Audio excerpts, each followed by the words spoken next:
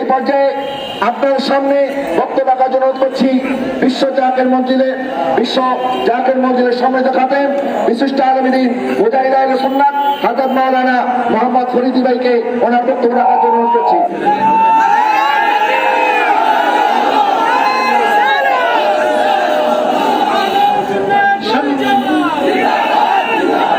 আসসালামু আলাইকুম রাহমাতুল্লাহি ওয়া বারাকাতুহু। সম্মানিত সুন্নি জনতা, আমার ভাই মাওলানা রইসুদ্দিন, শহীদ রইসুদ্দিন ভাই, তিনি জালিমের জুলুমের শিকার। আমার ভাইকে নির্মমভাবে পিটিয়ে হত্যা করা হয়েছে। এখনো প্রশাসন মামলা নেয় নাই। আমার ভাইয়ের বিরুদ্ধে মিথ্যা অভিযোগের মামলা চলমান, কিন্তু আমার ভাই কবরে, তারপরে প্রশাসন মামলা নেয় নাই। আমরা বৈষম্যের শিকার হয়েছি, কথা বলেন ঠিক কিনা? আমরা এটা মানব না, আমরা এটা মানতে পারি না। আমার ভাইকে কবরে একা ছেড়ে দিতে পারি না। আমার ভাইয়ের বিচারের জন্য যতদিন প্রয়োজন আমরা ততদিন মাঠে কাজ করতে প্রস্তুত আছি, কথা বলেন ঠিক কিনা? আমরা আমাদের ন্যায্য অধিকার চাই, আমরা আমাদের স্বাধীনতার অধিকার চাই। আমার ভাইয়ের রক্ত আমরা বৃথা যেতে দেব না।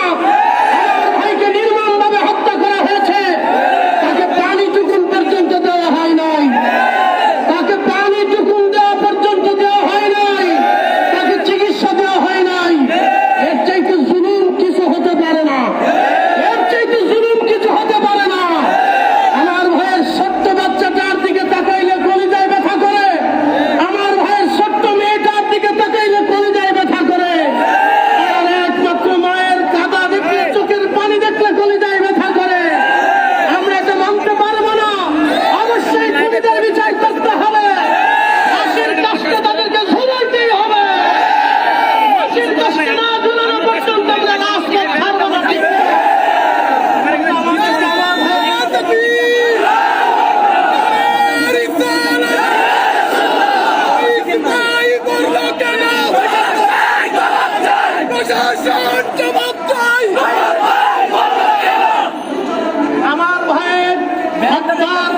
আমার ভাইয়ের হত্যার বিচারে বাংলার মাটিতে আদালতে করতেই হবে।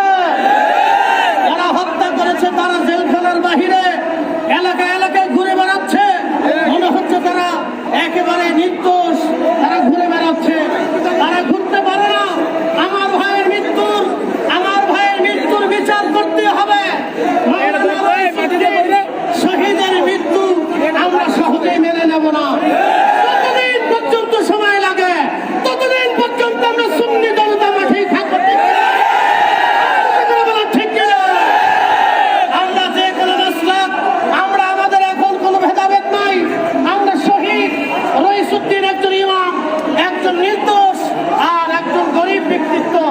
আর অসহায়দের দিকে তাকাইলে আমাদের খুব মায়া লাগে, তার মায়ের দিকে তাকাইলে মায়া লাগে, তার এতিম সন্তানের দিকে তাকাইলে আমাদের মায়া লাগে। আমরা শেষ সময় পর্যন্ত তার পক্ষে লড়াই করবো, ঠিক কিনা? ভাই মাওলানা রইসুদ্দিন, শহীদ রইসুদ্দিন ভাই, তিনি জালিমের জুলুমের শিকার। আমার ভাইকে নির্মমভাবে পিটিয়ে হত্যা করা হয়েছে। এখনো প্রশাসন মামলা নেয় নাই। আমার ভাইয়ের বিরুদ্ধে মিথ্যা অভিযোগের মামলা চলমান, কিন্তু আমার ভাই কবরে, তারপরে প্রশাসন মামলা নেয় নাই।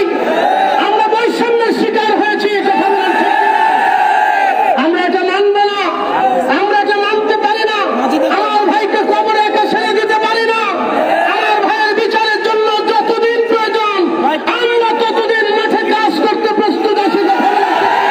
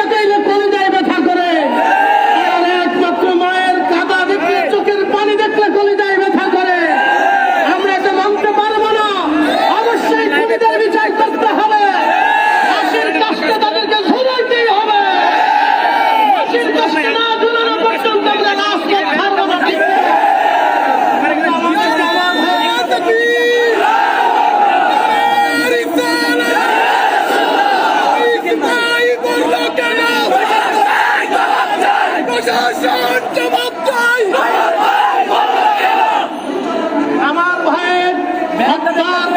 আমার ভাইয়ের হত্যার বিচারে বাংলার মাটিতে আদালতে করতেই হবে। যারা হত্যা করেছে তারা জেলখানার বাহিরে এলাকায় এলাকায় ঘুরে বেড়াচ্ছে, মনে হচ্ছে তারা একেবারে নির্দোষ, তারা ঘুরে বেড়াচ্ছে, তারা ঘুরতে পারে না।